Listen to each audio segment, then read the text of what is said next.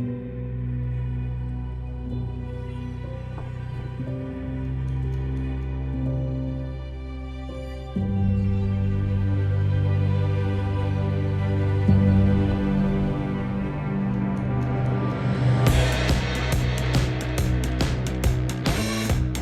and gentlemen, take a look around. You're standing here inside of the Kuehl House, Berlin. Today, we're gonna greet the best chess players here in the capital of Germany. I need to know who you are. I'm Coach Q. We spared no expense. He's here for free.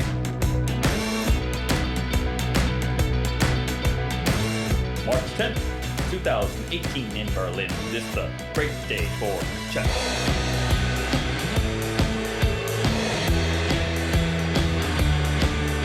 Ladies and gentlemen, our chess players.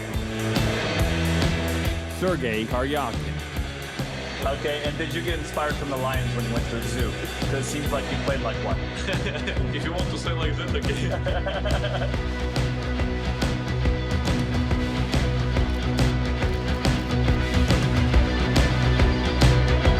Levon Aronian. Luckily, young was, I know. Who do you want to beat the most? Everybody. Wesley So.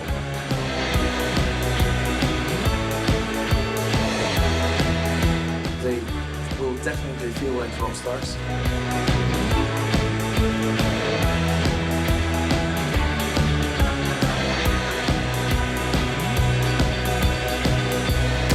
Vladimir Kramnik. Kramnik is somewhat the tragic hero of this tournament. Which Kramnik we will see in this candidate? I wish it will be Kramnik who wants to win the candidates, probably to be the hardest.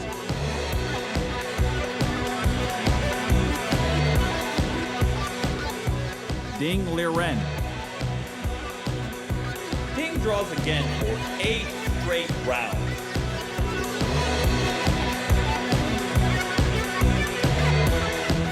Alexander Grisham. So do you think I'm very lucky or not? No, I answered already.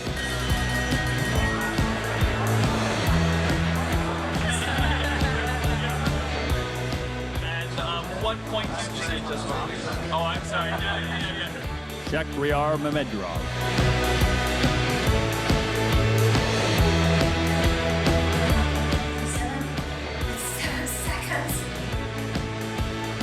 Fabiano Caruana. Hopefully I'll send a message there. Who will win the candidates tournament? 14 days, and he is the last man standing.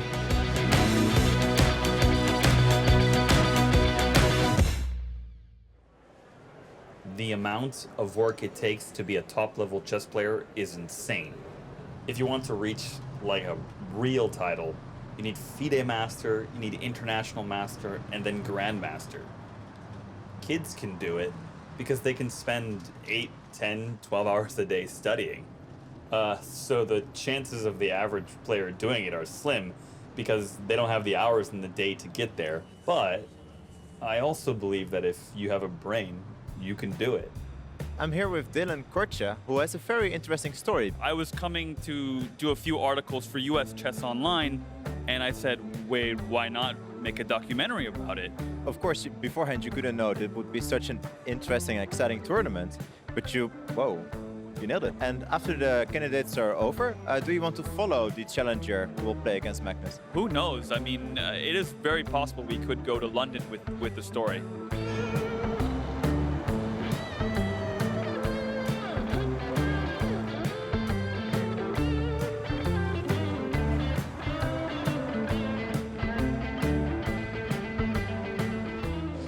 Okay, raise that light up a little higher.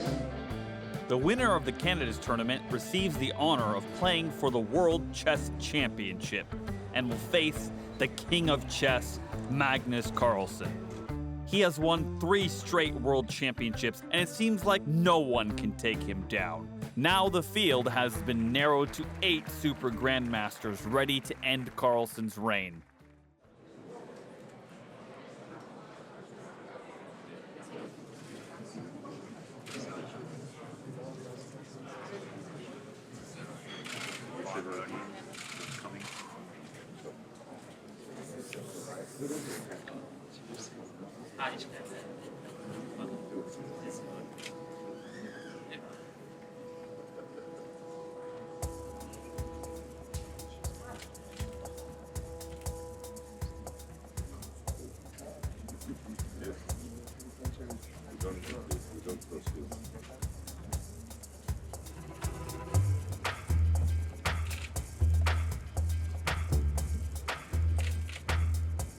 Levon Aronian has done nearly everything in chess except reach the top spot. He has been ranked as high as number 2 in the world, only failing to surpass Magnus Carlsen. His public persona is one filled with charisma and a good-natured smile. The first move of the tournament is made by His Excellency, President of Armenia.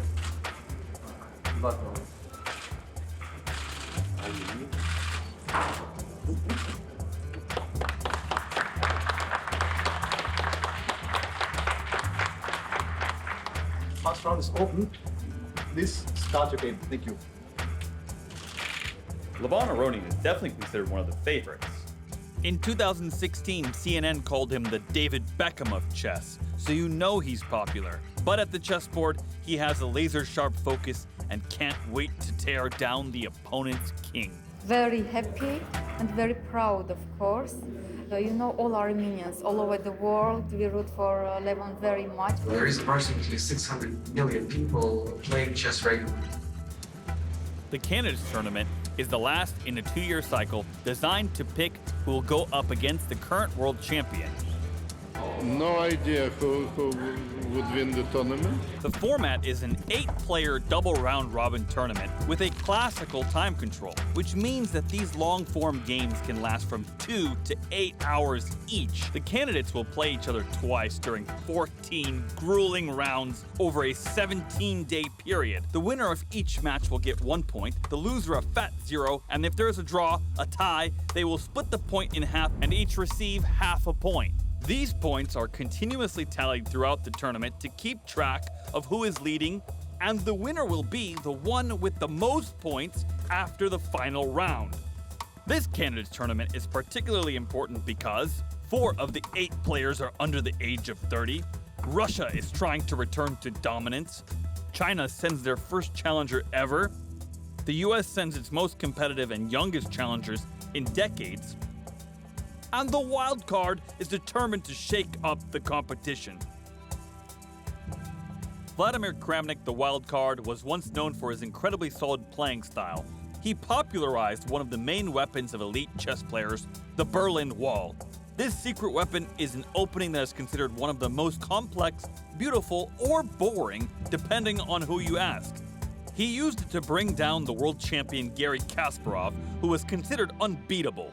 I actually never wanted to become a champion, and that's maybe a reason why I became. He successfully defended 2 title challenges and only lost to Vichy Anand. Which Kramnik we will see this candidate? The Kramnik, the artist, or Kramnik, world champion? Well, you know, I wish it will be Kramnik who wants to win the candidates, but most probably it will be the artist. You know, we have 2 players from America and 3 players from Russia. They paired the countrymen against each other.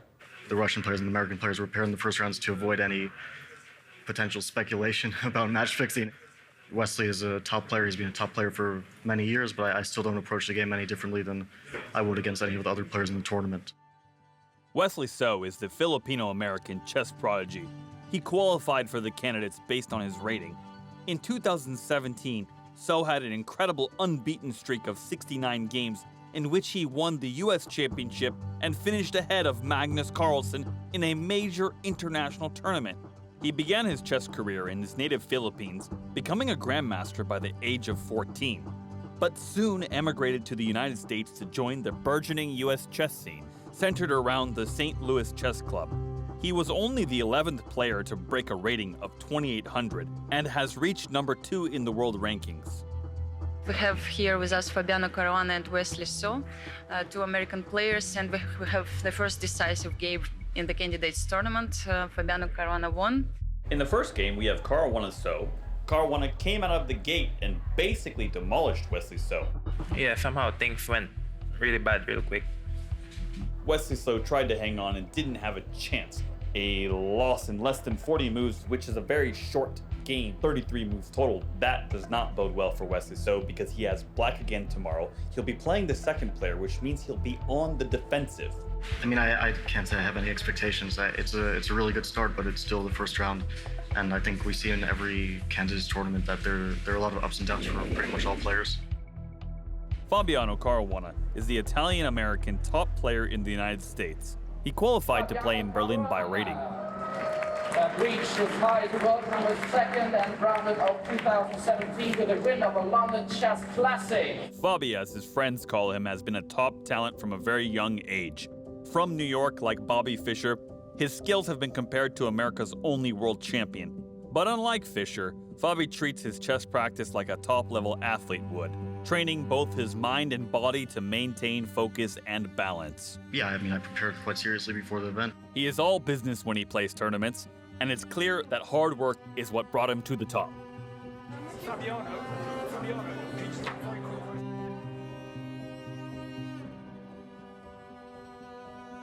Next, in the all-Russian game, we had Kramnik and Grishuk, and that was a firework of a game. Kramnik played this offbeat opening system and really kind of mixed it up and took it to a game that was pretty even. And Grishuk had lots of chances to stabilize, maintain equality, and go for a draw. But it didn't happen. Kramnik pressed and pressed and pressed, and eventually Grishuk cracked. How does it feel to play a countryman and then also win like that? Do you feel sorry for him at all, or? No, of course we are good friends, and I feel sorry for him that he lost. But I mean, it's a tournament. Yeah. He can beat me, I can beat him. There is nothing personal. It's fine. Yeah, we are professionals. On the other game, we had Karyakin and Mamedyarov. This is Mamedyarov's third time, and Karyakin was the challenger in 2016. He lost to Magnus Carlsen, so he wants a shot to get back, but it's not a good start for him because Mamedyarov has black pieces, which is not easy to do.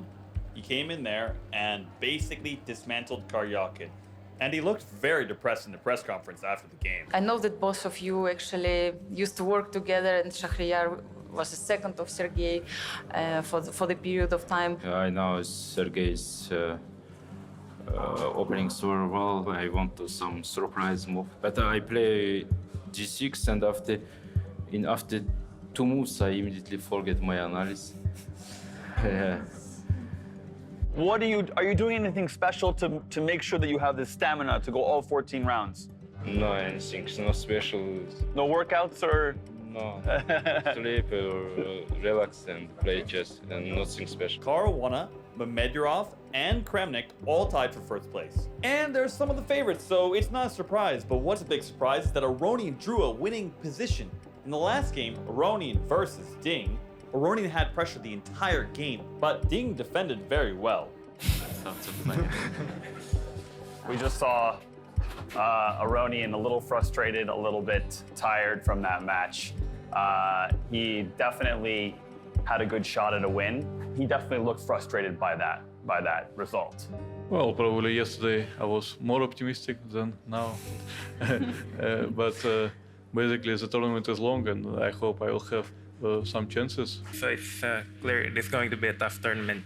Gonna be, we have some of the best players in the world here. It's hard to predict what would happen.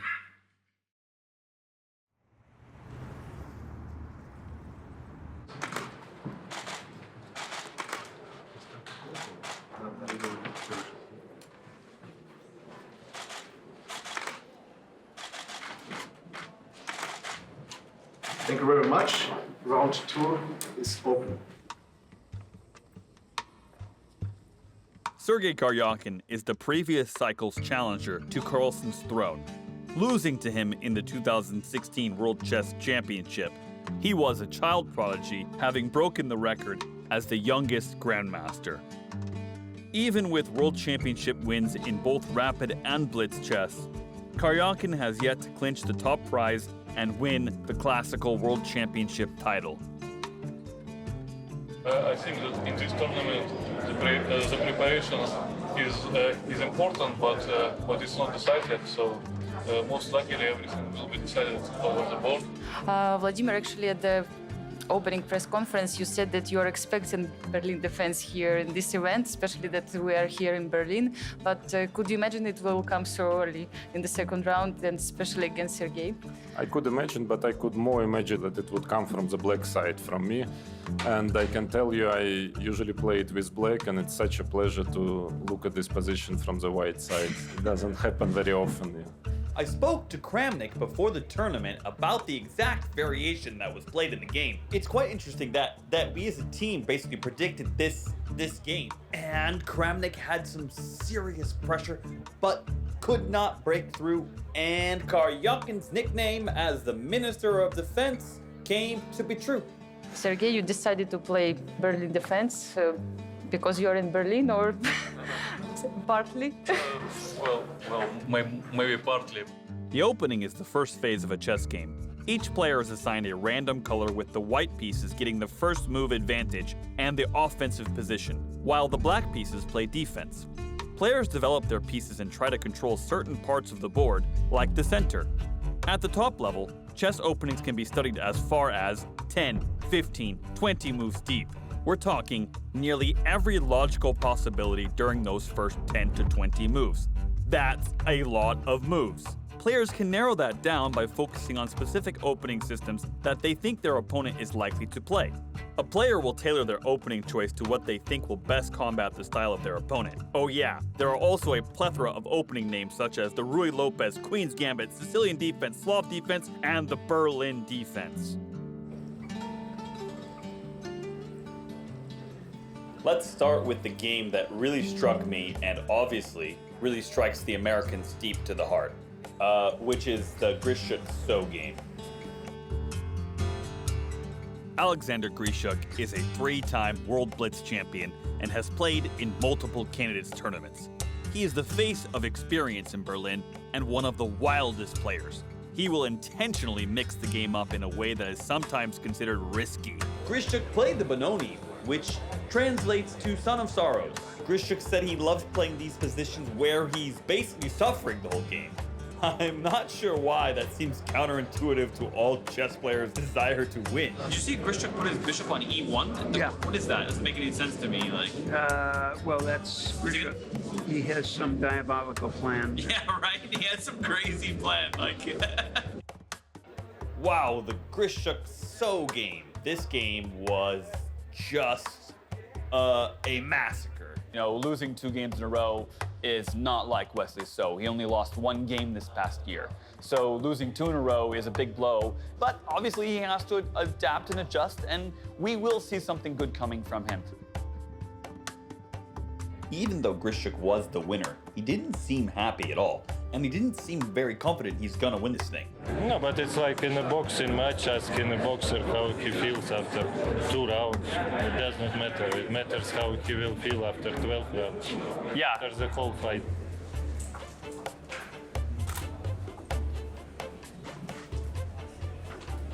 Mamedov had a very slight advantage out of the opening, but Aronian played very, very well, and eventually Mamedov had to settle for a repetition. So we got some good stuff going in the next rounds. All right. So they always take risks. Does that excite you in chess games to take risks? That's what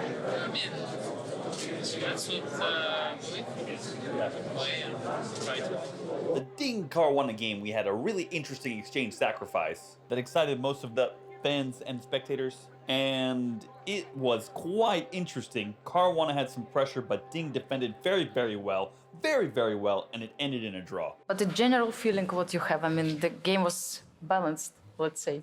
Yeah, and I'm kind of relieved that I didn't lose at least. I mean, I don't know how well we played, but the result is good. So far, I think it's going well for you. And what can you say after 2 days of play of candidates tournament? I mean, is it kind of different event for you compared to the others?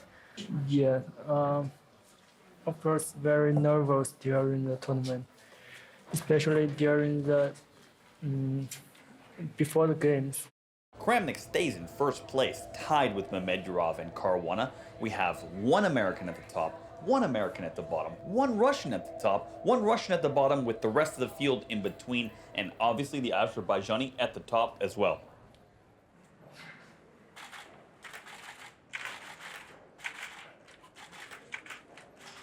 Thank you. Round number 3 is open. Please start.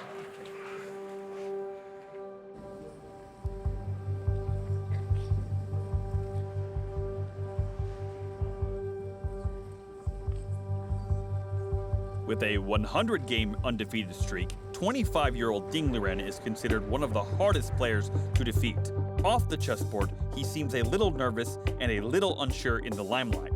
But on the board, he is calm and focused and does not let age or experience intimidate him. He is a 3-time Chinese champion and has led the team to 2 Olympiad gold medals, and is the first Chinese player to ever play in a candidates tournament. It was definitely tough to come in and face these very strong competitors that have a lot of experience in a tournament like this. It was very interesting to see him kind of hit his stride. We have Wesley So and Liren here with us. Wesley, I was wondering, how does it feel finally to play with white pieces in this tournament in the candidates? Yeah, well, it's kind of a relief, although of course the color doesn't guarantee anything. Both So and Ding had trouble in the first 2 rounds. They're just glad to get a draw, I think. Yeah, Wesley So, you know, some lady fans thought he was the cute stuff, and actually both players, Ding and So, they were signing autographs like mad. The fans are very excited here about these players.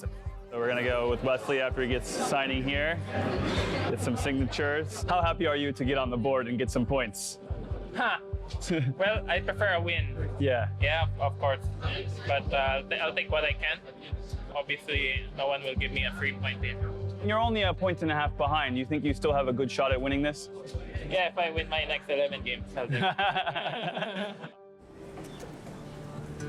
We had Sergei Karyakin and Alexander Grishuk, a rather uneventful, frankly boring draw. What will you need to maintain all the way through the end of the tournament? Well, just the desire to fight. Yeah, and where does that desire come from for you? Your love of chess or your desire to win? I mean, mostly second, yeah. Yeah, the desire to win. Is chess a torture for you, or do you actually enjoy the play? I mean, classical is a mix, yeah. But I mean, rapid blitz is I enjoy. Yeah, you prefer to play the faster time controls. Yeah, definitely. And why would that be? I don't know. I mean, some people prefer, I don't know, meat, some prefer fish, some chicken. Yeah. It's just a preference. The Kramnik Aronian game was a knockout. There were ups and downs and swings. Aronian surprised everyone by playing 1e4 and fell right into Kramnik's preparation. And Kramnik played a novelty on move 7 that the Germans have called the traffic. It's a new term that's new to Americans. It's a very interesting maneuver. And Rook G8, be breaking all the basic rules to not castle, to not open up the center while your king's in the center. Kramnik said that he did not expect Aronian to play this, and he just had this game in his memory banks. So he had this novelty ready. He wanted to play it against Carlsen, he wanted to play it against something else, but it became the right opportunity for it, and he was able to crush Aronian. It was the most exciting game of the tournament so far. Everyone's talking about it, and this game will be remembered for a very long time. We saw Aronian leaving quite quickly because he is very sad for that loss. And Kramnik is going to be swamped with fans right now. It is very exciting for the chess fans to see something like this because it was very crushing. And he did it with the black pieces, which is a very hard feat to do. He's the sole leader in the tournament, depending upon what happens in the Caruana game. Shakhriyar Mamedyarov, or Shak as he is known in the chess world, is one of the most physically imposing and serious-looking chess players in the candidates. Mamedyarov looks like a champ. He is a beast. You know, you look into his eyes and it looks like they're made of steel. He also has the serious chess resume to back it up. He's won the 2013 World Rapid Championship and reached the number 6 rated chess player of all time. These achievements are all the more impressive when you take into account the enormous amount of chess talent that comes out of his home country, Azerbaijan. We have the heroes of the day who played the longest game. Caruana and Mamedyarov, they're both leaders in this tournament. There was some pressing on each side, but nothing really came of the game and it was declared a draw. Since Kramnik is the only winner of the round, he is the leader of the tournament, with Caruana and Mamedyarov in second place.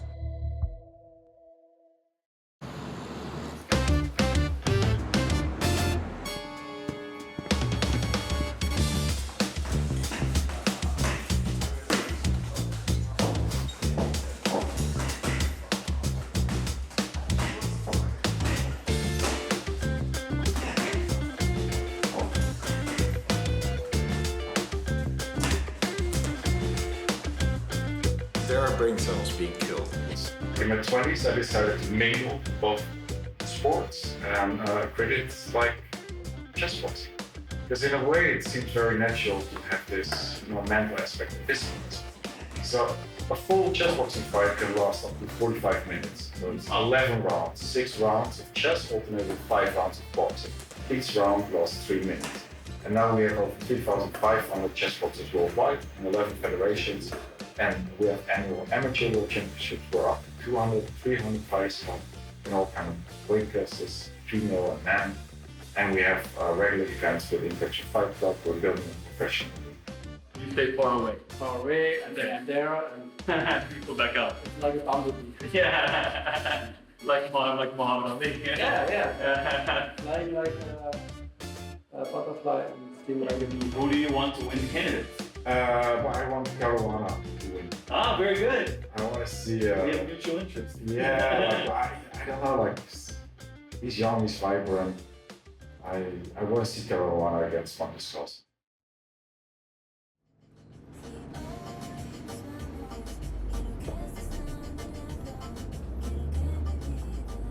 It's an honor for me to make the first move. It's not my decision. I know what Vladimir Kramnik will play now, and I make this move. And I'm very impressed by this chess summit here in Berlin. You both bring splendor to the world of chess. And now I make the first move. Maybe it's a little surprise.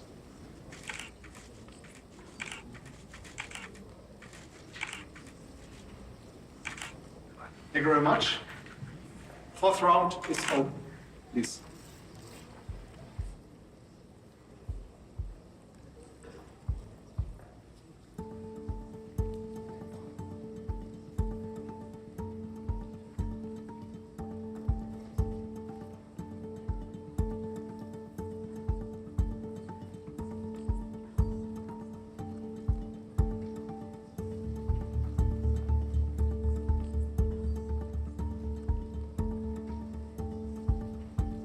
I was seriously depressed. I thought for sure Fabiano Caruana was going to lose that game. If Caruana wins, it will go down as the biggest mistake that Vladimir Kramnik ever made. At one point, I was down there on the floor with the players and Caruana ticked down to 20 seconds. He was in serious time trouble. He missed his opportunity, and then the same thing happened to Kramnik. I heard Vlad say that in one of those positions in the end game that there was almost no chance of losing. I mean, if he wants to draw, you can maybe draw. Everybody from the American side thought Caruana was going to lose. Kramnik missed his chance for the win, and Caruana made enough complications to at least achieve a draw.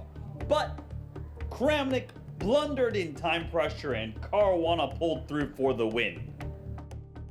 We see that chess is a really tough game, especially when you come out of a loss like Aronian did in round 3. With those kind of emotional ups and downs, why do you keep playing chess? It's like many players say that it's like drugs. You are losing and you are very sad, or you are winning and you are very happy. We just saw a fantastic game between Medvedev and Wesley So. Wesley is one of the best chess players in the world, and draw with him is also good. Thank you. Yeah, you need to also say about it too. Jack plays very well. He plays like he plays because he gets very good positions with black. You know, he just beats Karyakin.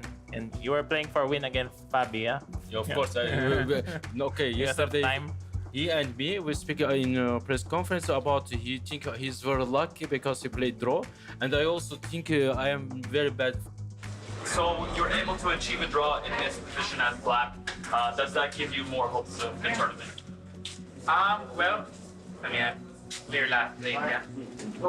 So things don't look very bright, but I can't give up hope. So played his third black out of 4, which is a lot, everybody. That's really hard to play. If you're playing 3 blacks, you're playing the defense 3 times out of 4, and that's pretty tough.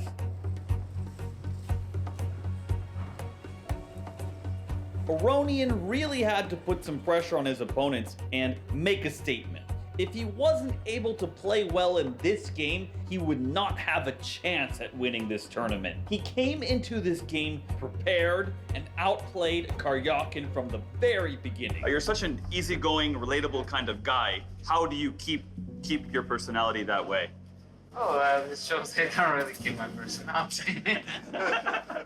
I'm more somebody very silent, actually. After the games, though, you just seem jovial and... Not when I lose. Luckily, I don't lose quite often. Grishuk played a very interesting sacrifice right out of the opening. He had the right move, he had a winning move, but missed it, and gave Ding a chance to win the game, but Grishuk defended well and was able to achieve the draw. I had to take this decision whether to go to this drawish endgame or play like I play, but it's completely stupid. Very lucky to survive this game. Are you nervous then during the game? Of course, I'm very nervous. You can count how many times I shake my head. Can you sleep during such an important tournament? During the evening, I can sleep well, but before the games, I can hardly sleep. Yeah, can I address the same question to Sasha? It was already asked. So what about you?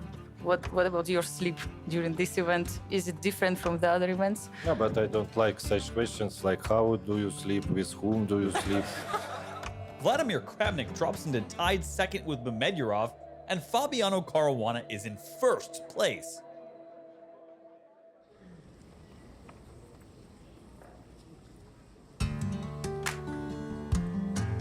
Here we are coming out of round 5, the day of draws. The action was exciting like always. We have a very interesting game, Aronian versus Grishuk, where Grishuk played the Benoni.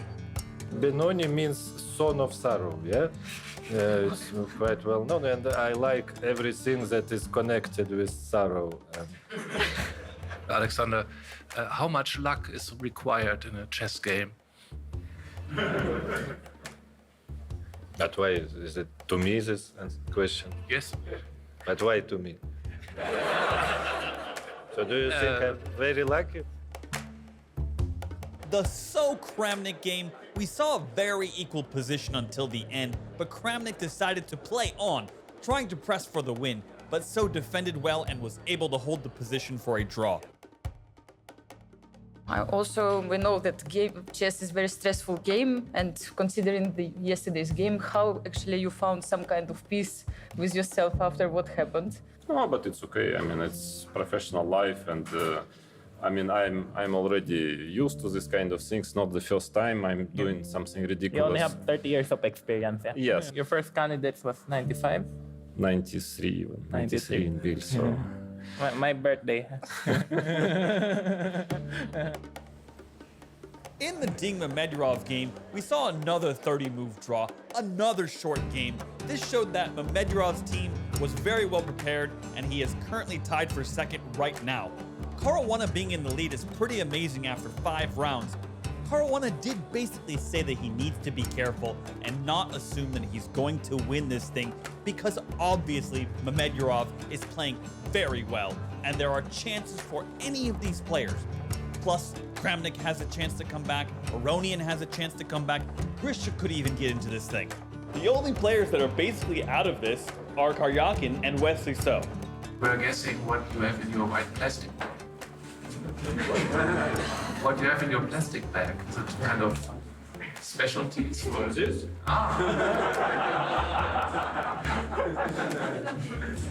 Sometimes necessary. Yeah. Get the piece, go, watch, smile, and then shake hands.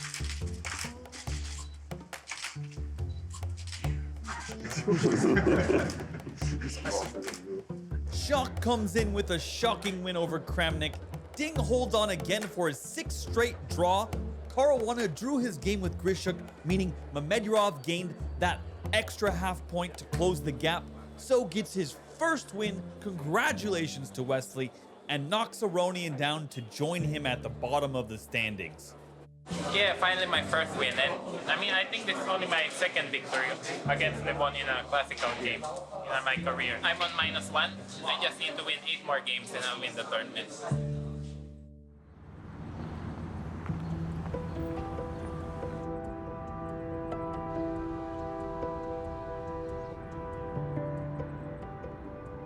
So yes, we're here in Berlin with Thierry Noir. Do you see the ice sculpture that you made for the opening ceremony as an expression of what can be better? Because in the Berlin Wall, which was a symbol of repression and fear and violence, was at the chess ceremony. Hello, my name is Thierry Noir, and I am the painter of the 2 pieces of the Berlin Wall. Which was a happy, joyous event. Yeah, I think chess is pretty violent too. I mean, Yeah. looks it's cool, but it's very strong, I think. Yeah. If you look at that.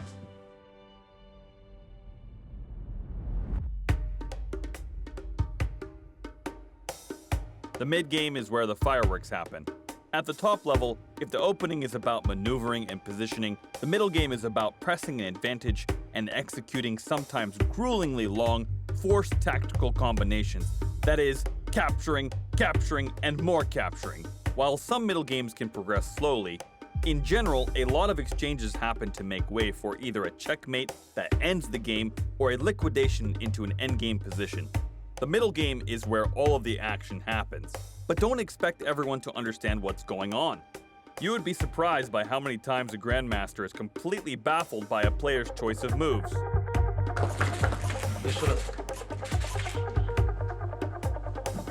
We have the first game finished between Shahryar Mamedyarov and Alexander Grishuk.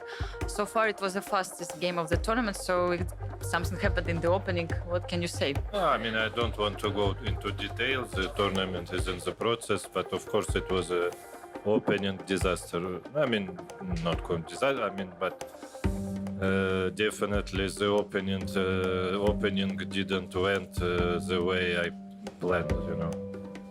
What exactly? Something here? I said I will not go to details. Okay, maybe Shahryar? Okay, I can say something.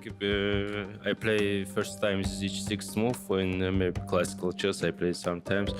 I think it's a surprise. How long actually you were preparing to this game? For my whole life.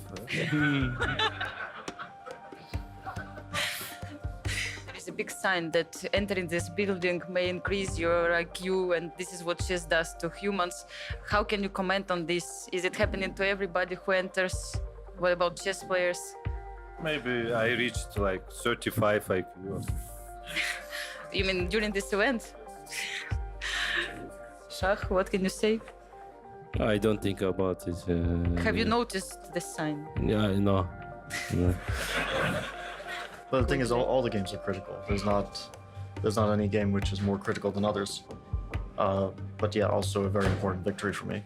Even despite the mistakes, I've played pretty good fighting chess, and I feel like I'm in good form. So, I mean, I kind of approach the second half with confidence, but also I don't think it'll be easy.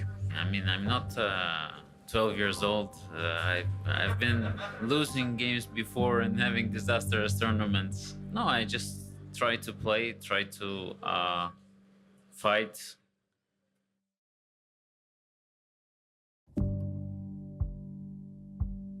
Yeah, so this Ding Aronian game is incredibly complex. Ding draws again for 8 straight rounds. This is becoming quite a tournament for him, but the question is, will he ever break through and get a win? On the other hand, Aronian had small chances in this game, but could not find an opening in Ding's very good defenses. Now that you know Caruana is half a point ahead at the moment, what can you say about it? I think it's my situation. I like it. It's okay, and I think it's okay. We will see. Yeah. Grishuk wins over Kramnik and jumps into 3rd place. And in the All-American matchup with Caruana playing So, Caruana put the pressure on So with a very exciting game, but So is a fantastic defender and held on for the draw. You were optimistic about your position. Nothing to lose. Well, if Fabiano beat me, then it's good for USA. So, no worries. And if I draw, then it's not bad either. With that, Caruana stays in 1st place, with Mamedyarov chasing a half point back and Grishuk trailing a full point behind the leader. How do you feel these games are going, and what does that mean for FIDE? The tournament is very exciting. Most of the games are with great fights. This is very important for the tournament itself, but for chess, because this is what people are expecting, to see fights. They want to see drama. And we are one of the lucky sports, let's say, that you can play in internet. You can play with a real opponent, not only with computers. Players can reach GM level without even a coach. Easily, yeah. Comparing with my time, where we had not books, we had not games. You know, I was looking to find one game that got published maybe in one newspaper once every month to have something. Yeah. You can imagine. Yeah. Today we have millions of games. Right. Easily. So chess have changed completely. So a market has been built around all this, which is also very important. And of course, you can see today that people they can make a living, a good living from chess. Now, Magnus Carlsen won $1 million in the last cycle. No, I mean, when you have the advantage, it's like, I don't know, sell some more.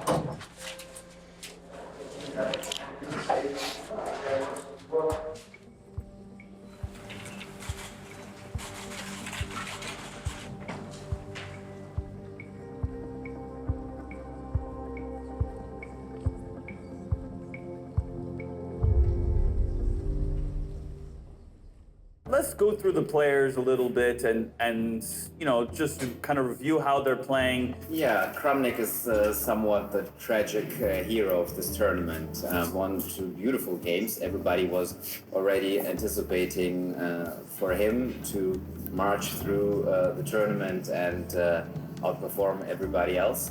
But then things changed. He lost 2 games and then a third one. Now he's on -1. And it seems that we see a somewhat different Kramnik than we used to. He used to tend to being too scholastic, too scientific about his chess, trying to solve equations. Kramnik seems to have lost objectivity a little bit. He regularly over-evaluates his chances. It seems like he's always better, always just 1 tempo short of winning the game. But for Kramnik himself, of course, that's a rather unlucky turn of events. It's undeniable. He's still one of the best players in the world. Then let's talk about Aronian and So. Seem to be having quite a bad tournament. Very uncharacteristic of both of them to lose such games and then also miss winning chances. Yeah, it's difficult to foresee that, but Levon Aronian is always struggling with his nerves. That seems to be the case in the candidates. And whenever there's much at stake, it's about the World Championship crown, he seems to choke. As for Wesley, it seems that Wesley likes to have runs, both in the positive and the negative. If he's on a roll, then it really is a killing spree at times. He just wins games and doesn't lose. He's the one player who has not lost any games for, what is it, 50, 60, something, some record. Incredible streak, yeah. Exactly. But then if things don't work out well in the tournament, then he can quickly lose his mojo and then collect one loss after the other. Caruana is in first place by a half point on +3. What do you think he'll need to do to maintain the lead and win the tournament? Always keep half a point in front of the rest of the field. That's a good recipe. On the other side with Shak, he is a half point behind. Will he need to take any risks to try to catch, or do you think he'll just continue to play solid? Mamedyarov takes it step by step. If he gains nothing out of the opening or the position doesn't seem to suit him that well, he's content with half a point. He knows his chances will come. He's improved his game a lot in the last months and years. He's in world number 2. So I don't expect him to go crazy. Grishchuk is in third right now. Yeah. His play seems to be completely mixing up the field, providing these interesting games. What do you think his chances are? Well, he's 1 point behind Fabiano and half a point behind Shak at the moment. But still, anything can happen. He lost the very first round, but after that, he didn't lose any game. He's playing asymmetric openings with black. Doesn't just want the draw, wants to mix things up, and he gets in time trouble regularly, of course, where it's just a lottery anyway. So, yeah, anything can happen with Grishchuk. This is why he's a fan favorite. Let's talk about Ding a little bit, who's played probably the most solid game out of anybody. Do you think he'll draw all out, or will he have a chance for a win and actually take it? I think there will be at least one or maybe two decisive games with Ding Liren. The guy is extremely solid for the fact that he was thrown into the shark pool for the first time. But he managed to keep his own. Right, and yeah, he's proving that he belongs in this tournament. Yeah, absolutely. We have Sergei Karyakin with us at the moment, and we are hoping that Vladimir Kramnik will join us later. Okay, it was a really painful loss for him, I guess. The only decisive game of the round was where Karyakin put it to the wounded Kramnik. Kramnik loses 2 in a row now, and it is very, very, very disappointing for him. Karyakin came out of the opening with an interesting novelty on move number 8, and Kramnik just went crazy. There was no reason for him to play what he did, but he took this huge risk and had to sacrifice a lot of material. And it was very complicated, but in the end, Karyakin, the Minister of Defense, defended well and won the game. Are you going to go to an amusement park after this? Because the tournament is kind of a roller coaster. Yeah. Maybe we'll see.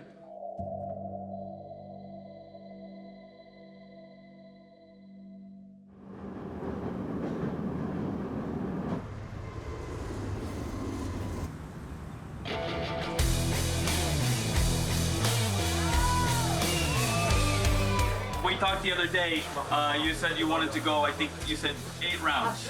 You think you're gonna go less?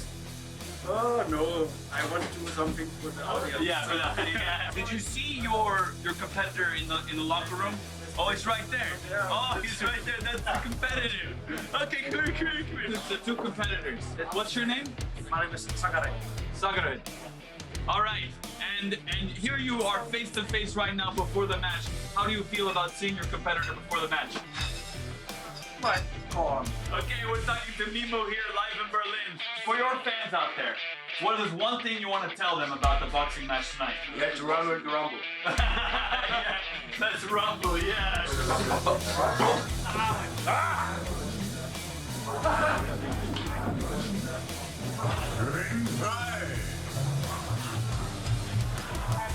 But he's up. He's up in chess.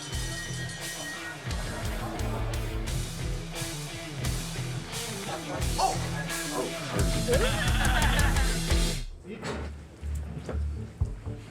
Silence, please.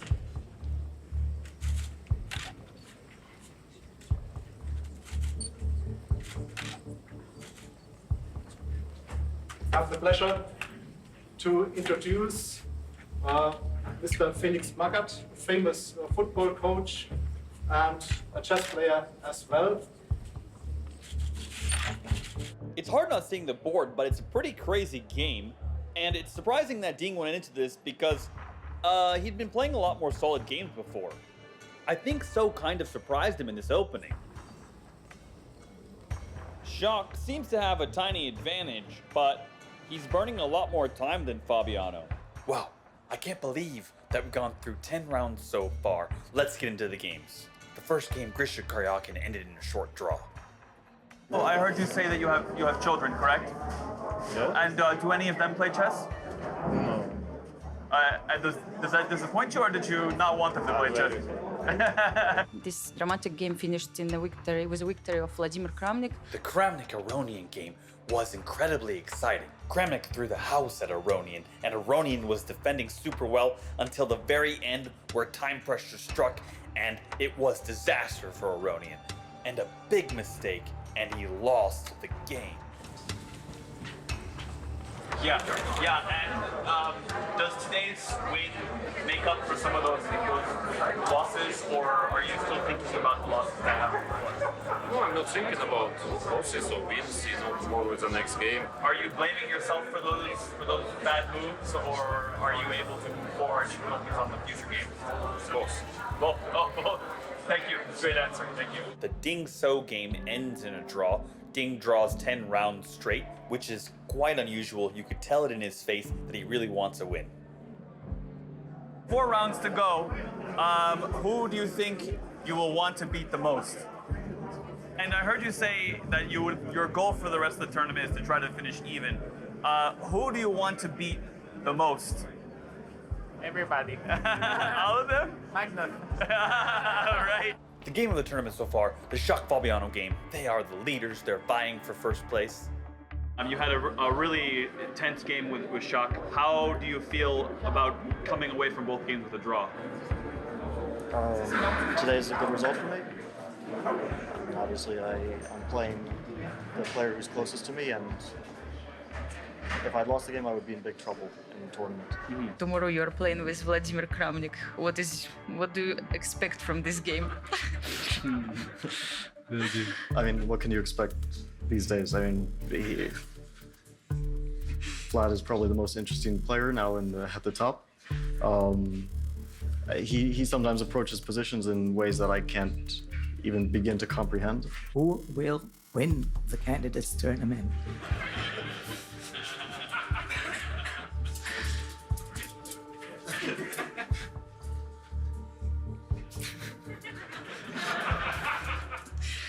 And this is an unexpected question, but perhaps you can say something. I think we'll see in about 5 days.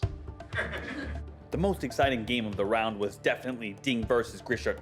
Ding had a big chance for a win in the middle game, and he pushed it straight to it, and he had it in his hands, and he missed it. I'm a little frustrated with that, actually, because we spent an extra hour just waiting and waiting for the game to draw. We could have been finished so much earlier, but they did draw, and Ding looked very sad after in the press conference. He did not like the fact that he missed that draw. He really wanted to win. He really wanted to win big. Wesley So, the American, was trying to help Fabiano Caruana by putting a win to his closest competitor, Shakhriyar Mamedyarov. Wesley wanted this badly, but he could not get anything off of Shock, who has played the most solid tournament of his life. Okay, one question. You said that today the draw is good for you. It doesn't frustrate you that you're still chasing by a half a point?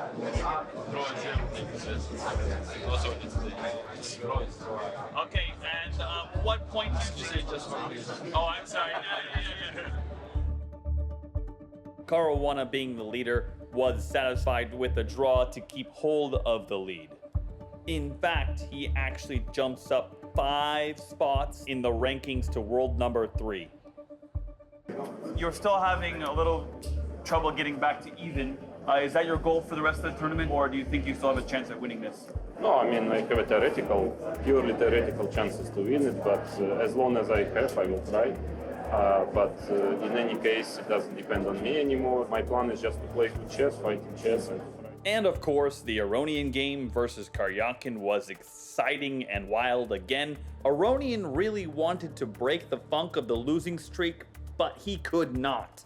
So we let Levon go through because this loss is very devastating for him, and he did not look good in the press conference, did not want to talk about the game or anything. After a tournament like this, he pretty much wants to go home and forget about it, but he has 3 more rounds to play, so he has to go find some way to get a balance. We'll probably see him play very solid games and try for easy draws in the future rounds. It's been a very disappointing tournament in general. It hurts a lot, especially this is kind of what he's been preparing for his whole life. Okay, Sergey, now that you've won 1 in a row again, how do you feel? It's just great, perfect.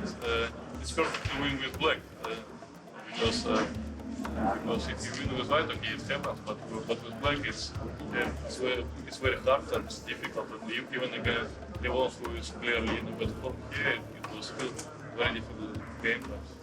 You're playing Caruana tomorrow with white. Do you have an idea at all what you're going to play? Have you guys prepared something already, or are you going to work on that tonight? It's a top secret. Great. Karyakin goes to +1 and has a shot. Tomorrow he plays Fabiano Caruana, and if he can win in that game, he will be tied with Caruana. Basically, there are 4 players that have a chance at winning this thing, so everything is completely up in the air.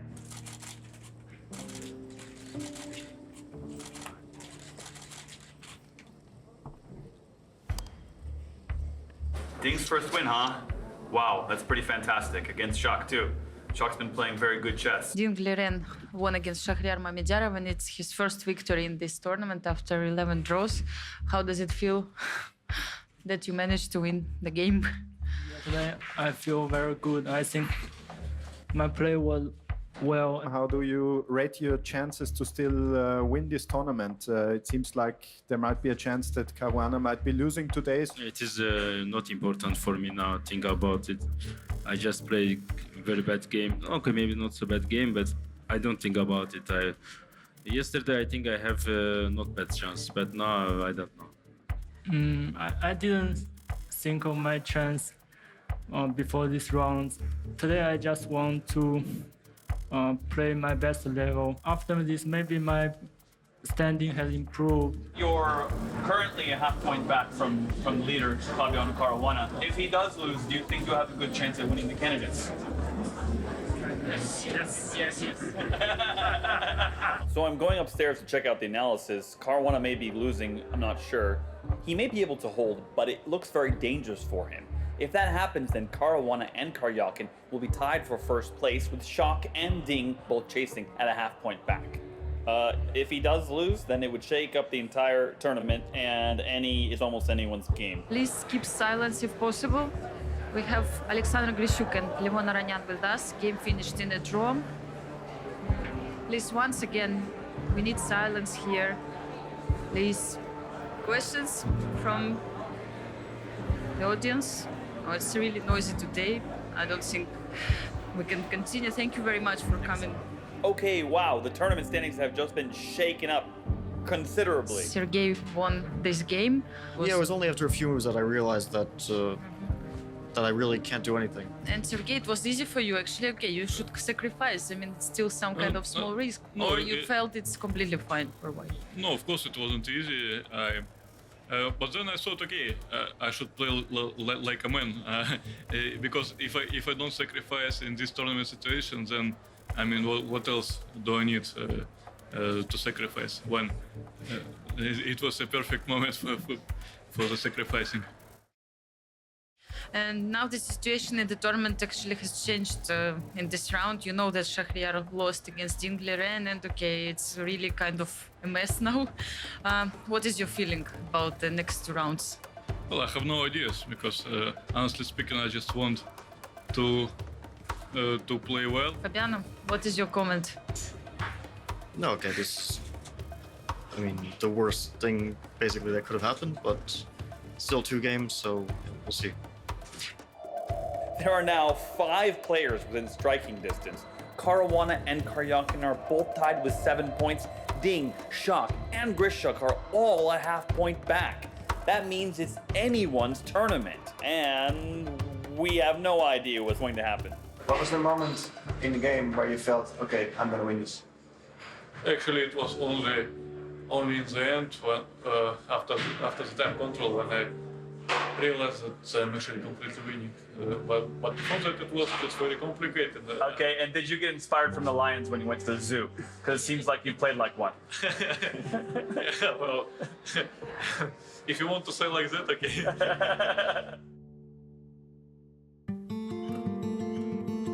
What do you think will be some of the biggest factors that will help them beat Carlsen? It's a very good question.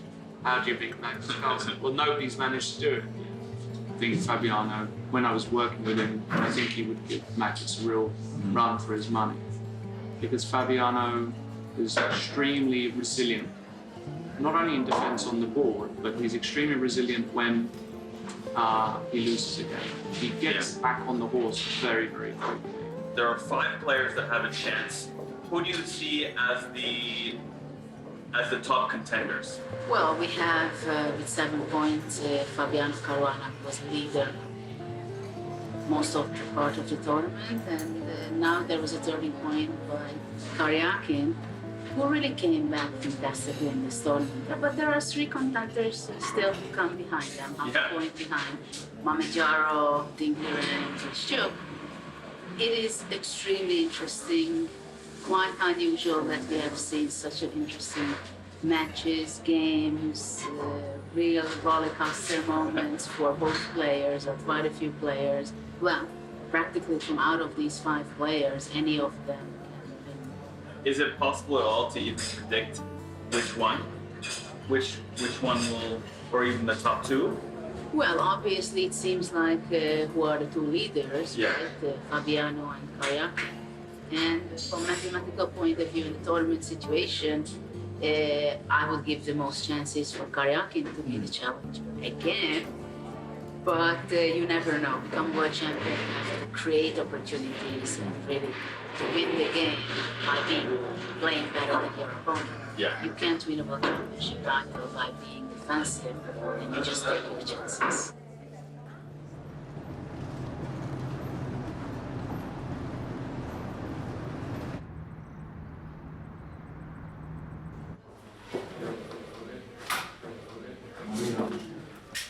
Yeah, we'll see if we can maybe just try to convince them, you know, in the next interviews if on their off time, like, you know, for it.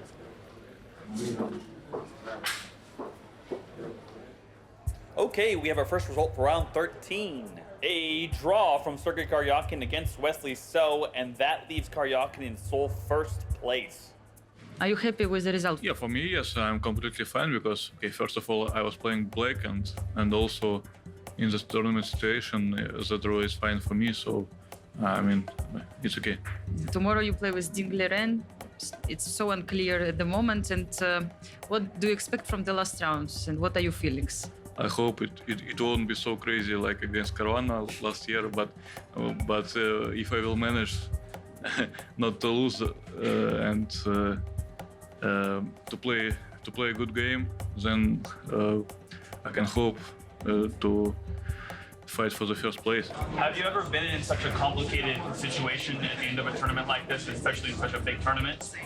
Well, it was very complicated 2 years ago when I played against Fabiano in the last round. He had to win with leg, and it was a big fight, and then I won, but it was very difficult. Yeah, but this year you also have 3 other people chasing you. Does that make it any more pressure, or is the pressure the same? I think it's the same because now I feel that anything can happen. So we have some exciting action happening right now. The Caruana Aronian game is going off the rails. Aronian sacked a piece, and Caruana is under pressure, but it looks like he can't hold because Aronian missed some of the very best moves in the position. They're admittedly very hard for a human to find, but it is very exciting. Round 13, the penultimate round in the Kramnik Ding game. Ding had to win here or else he'd be out of contention. In an attempt to get a great position, he played a risky move and Vladimir Kramnik played some off-the-wall stuff to put Ding on the ropes. Ding did hold on though for the draw. Liren Ding, you're the only player unbeaten in the field, so congratulations. Should you have taken more risk to get more wins out of the tournament, or what is your conclusion? Of course, about today's game, today is very complicated and I really take some risks by playing b4 and b5. And the position looks very... General, over the whole tournament. The whole tournament. Well... It's a little early, yeah, to conclude, to make conclusions. The Shock Grishuk game is looking crazy. It looked like a draw earlier, now I don't have a clue what's going on. There are advanced pawns for both sides, and there are pieces hanging everywhere. We'll see what will happen. The time pressure junkie that is Grishuk is down to his last 30 seconds on every single move. He gets 30 seconds back, but he's playing on that increment, and he has probably at least 5 or 6 moves to make. So it's going to be a very exciting finish. This dramatic game finished in favor of Shahryar. It was a stupid situation. We both needed to win. Shahryar, you also felt like you are in must-win situation, that whatever happens, you should try. No, it is after my losing game against Liren. I just, of course, I understand. I need only to play for win. With Sasha is also is understand, but I think he do today. More risks than me. You gave up your hopes? It was very bad for me. When I lose the Liren, it was for me. It is like some catastrophe. I don't know. I woke till the morning 7 o'clock. Hello. Because problem is before the Liren, I lose with white 18 months ago. 18 months I not lose with white. And I lose a very important moment in my life. Game finished with a victory of Fabiano. And it was, I think, really one of the most dramatic games also. Was it possible for you to forget at this time about the situation in the tournament and just to play moves, good moves? No, losing that last game actually helped my my outlook a lot. So you preferred to share the first place with Sergey? No. I mean, I wasn't happy. I wasn't happy to lose. It's just I wasn't. Even though my tournament situation was good, I wasn't in a good mindset, and that's really the reason why I lost so convincingly to Sergey. Yeah. So, what is your expectations from tomorrow's game? I mean, it's gonna be I don't know. interesting. I mean, basically, it's still a toss-up. That the loss yesterday kind of relaxed you a little bit. Can you elaborate on that?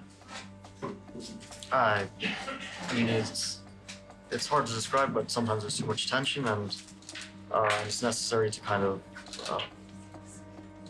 to take a step back to relieve the tension, and that's what the loss did for me. I mean, I realized that I was suddenly behind in the tournament situation, and it helped me relax a bit.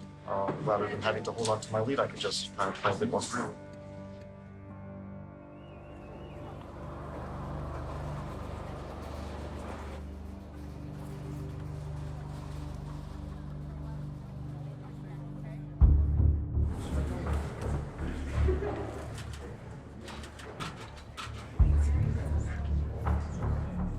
One minute until the start of the last round.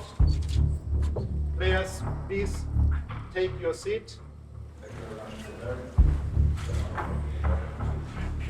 Very small part.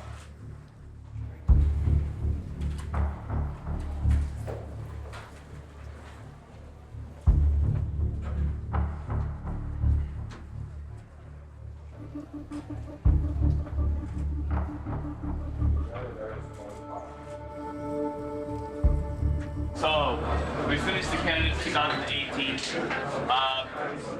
What are your goals for the future, for your chess play, and for your life in general? Well, of course, I've been hoping to win the tournament if Candidates beforehand, but it didn't turn out as I would like it to be. But now the past is the past. I can bring back what happened, I can bring back my losses. But still, in general, I'm very happy with the tournament. With the experiences I learned from it, with mistakes I did, and with the brilliant moves I sometimes did.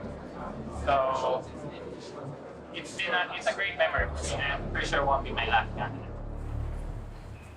Of course, it was the last round, and the game was so tense. How did you feel during this game? I mean, were you checking the other games, and what can you say about this game? I'm a bit upset that I didn't put any real problems for my opponents. But of course, I was checking the games, I was following them, and now I have a feeling that that Caruana is winner of the tournament. I don't know if he will win or not, but I believe that Shahryar will not win that position, and so he will win the tournament. You are very young, you have many chances. Do you have any big goals for your chess over the next few years? Actually, I didn't set goal.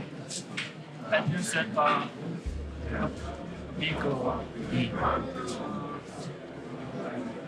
I know it will sacrifice.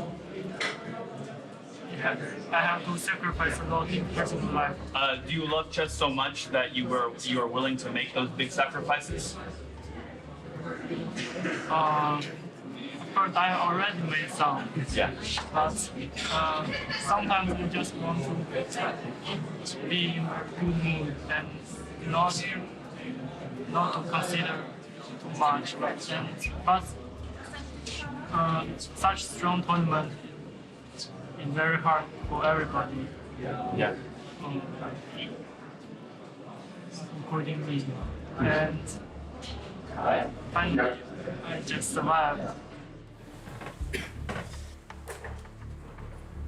Obviously, it was much more difficult for Shahryar than for me, but I also felt responsibility. I mean, you know, I have sympathy to Shahryar. I mean, I don't mind at all if he would win, but okay, I cannot do it to other players. I thought I shouldn't blunder at least. You know, I can lose, I fight, but I mean, if I blunder, it would be really very painful for other players at least. And the position was very sharp, so that was my main concern, just to play a game, sharp, good game. And Shahryar, what can you say? How? Of course, I want to say thanks for Vladimir, because he really want to play and he give me chance to play for win also. I mean, he give me a chance, but okay, we try to play a good game. It was a good tournament, very interesting tournament. I hope I will get in next year's one more chance.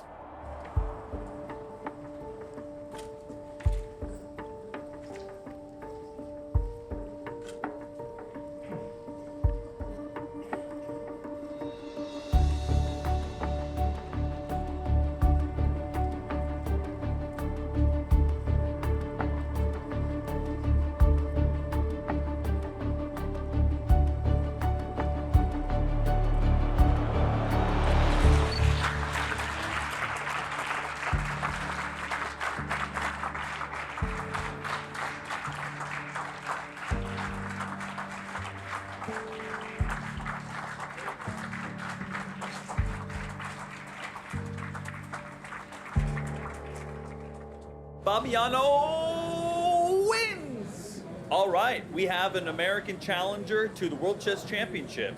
The game was pretty intense after the draws. Fabiano knew he could take a draw, but he did not want to. He fought on and won in style. Fantastic style. Style that has not been seen in American chess for 46 years. Do you have dreamed about this moment here to win the candidates, to have a chance to beat the World Champion? Well, the dream is usually more about winning the World Championship match itself. So I'm, let's say, halfway there. But it's still, I mean, the dream is still far away. But I mean, this in itself is already, I mean, before the tournament, if you had told me I would have won like this, I might not have believed it. I mean, I thought I had my chances, but things turned out even better than I could have expected. So yeah, this is a dream come true. This question is in the air, so I cannot just resist. Do you think Magnus is happy knowing that you are going to play this match against him? How does he feel now? I don't know. Maybe he's worried.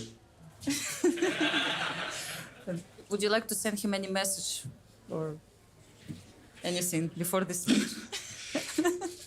Now you have your chance. I mean, here. I mean, we're going to actually play in a few days, so hopefully I'll send a message there. Okay.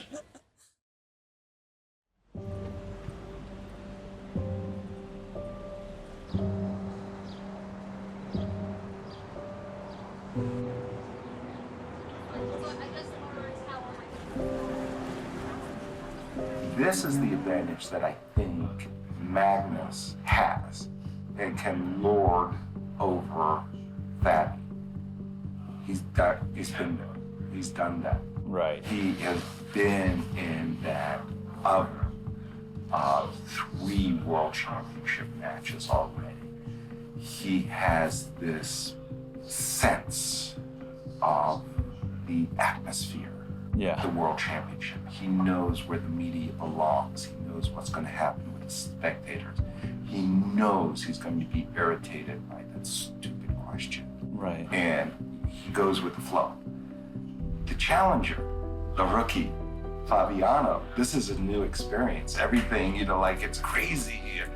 Journalists want his time. Everybody's pecking at him. He can't seem to get enough free time just to clear his head. He's having experiences he's never had before. And the problem there is the champion needs to take advantage of that. And talk about your own experience playing World Champions and what it's like to sit down at the table. I mean, because you have played and beaten many World Champions. Yes. It is special.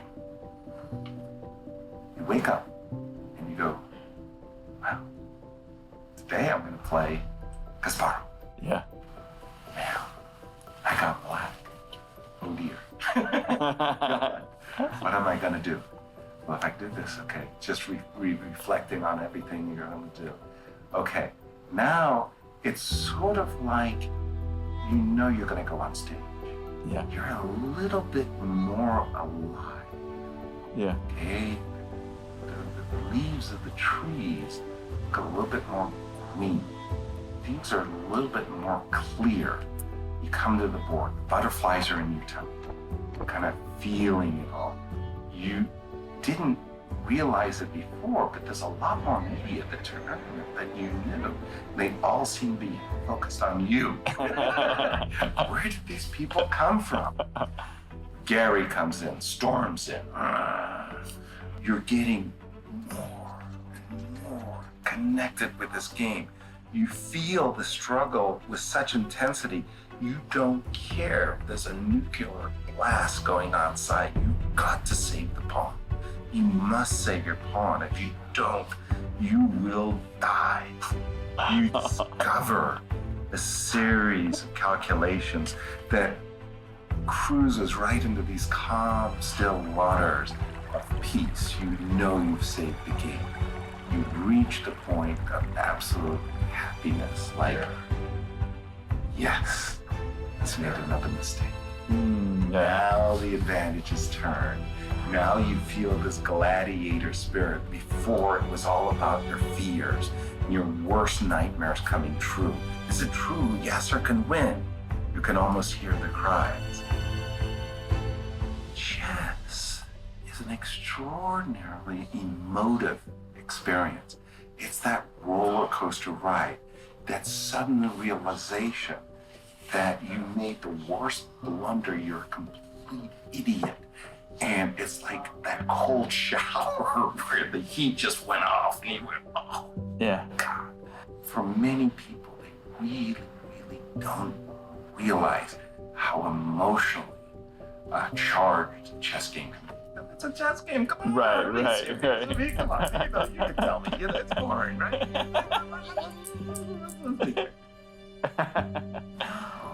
No. It's really this extraordinary feeling. That's chess. At its highest levels, man, you just feel at the end of a day like you've had a 12-hour shift in a coal mine 1,000 feet underground. You are drained emotionally, mentally, physically. And when I think about London, when I think about Berlin, those guys aren't just intellectual giants. They need to be fit. Right. I am telling you that if you're not physically fit, forget it.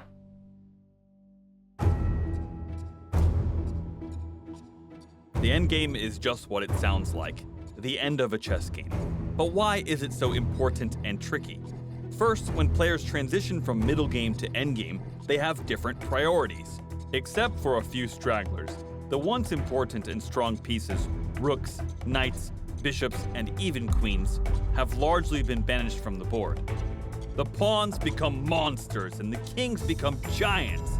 They are no longer cowering on the edge of the board, but come out to attack and help their pawns promote. That is, turn into a new queen.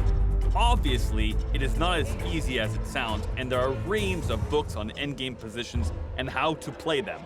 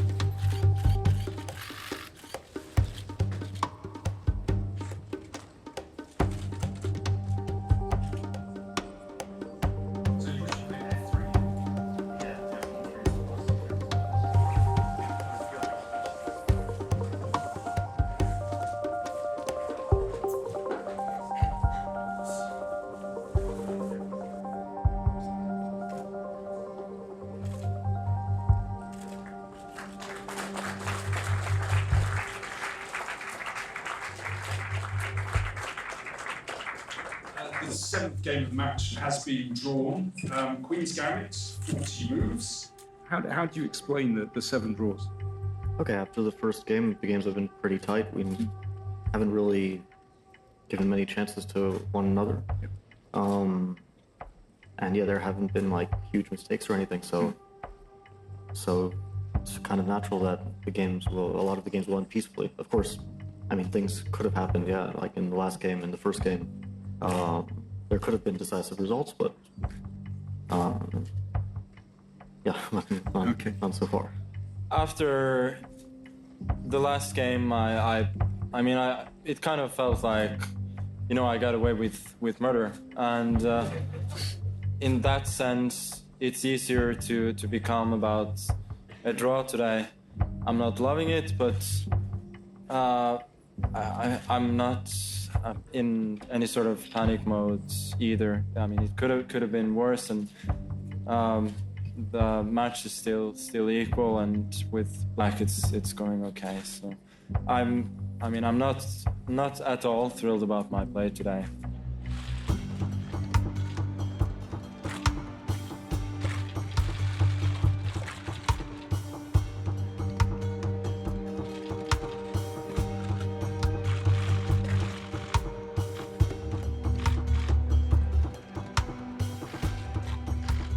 One more time up the escalator, and hopefully Fabiano will win this one. But maybe not. We'll see.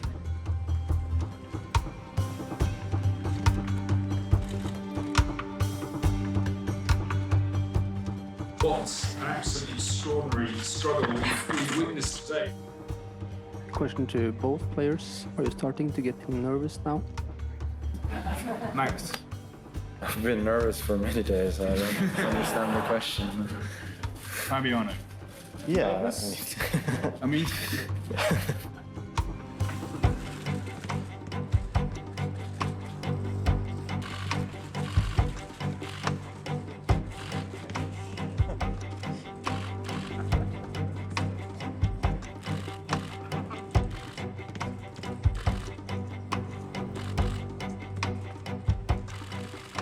I just want to see the good chess, the big fight, because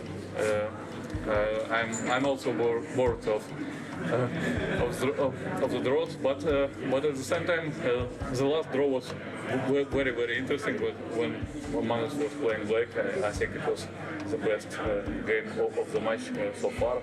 And actually, I feel like Magnus is playing slightly better, but Fabiano is also very excellent. Do you feel honored to make the opening move today? Well, I would be much more honored to play a match. So, so it's not. It's much more about fun to make it move than to face it like something very serious.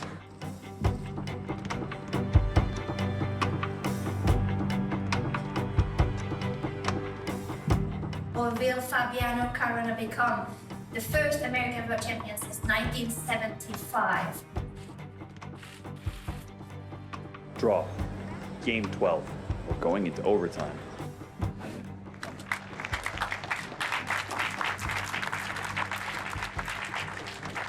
Just to let you know what's happening now, of course we'll have our usual questions.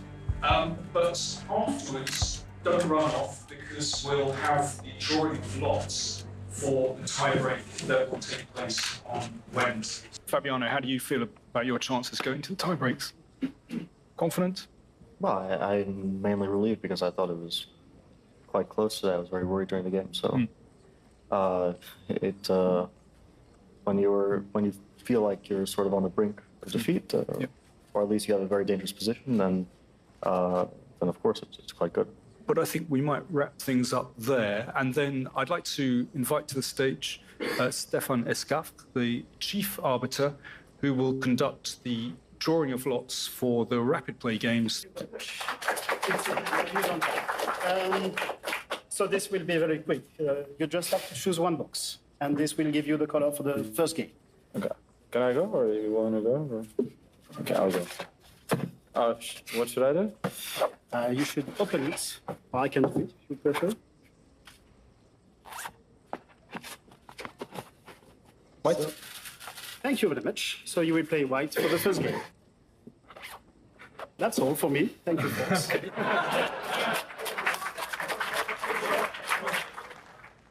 The excitement is about to begin.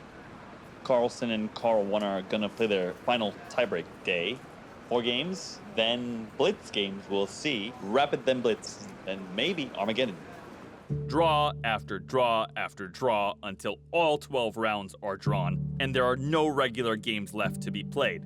In previous eras, they would have kept on playing until the sponsors were bankrupt and the world had moved on to more conventional news. But the modern era has ushered in the much more exciting tie-break rounds.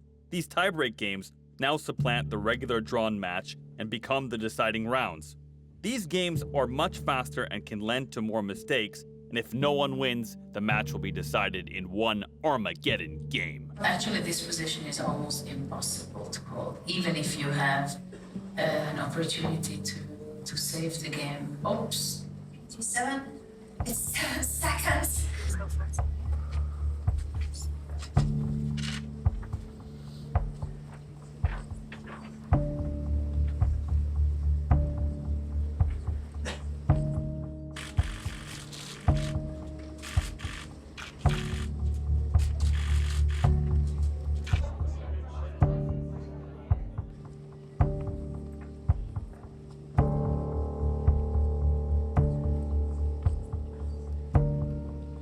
There are some chances for the challenger, but it's very bleak. Being down 2-0, all Magnus needs is a draw. So we will see if Fabiano can come and pull something out of his hat. Then it would set him up for one more chance.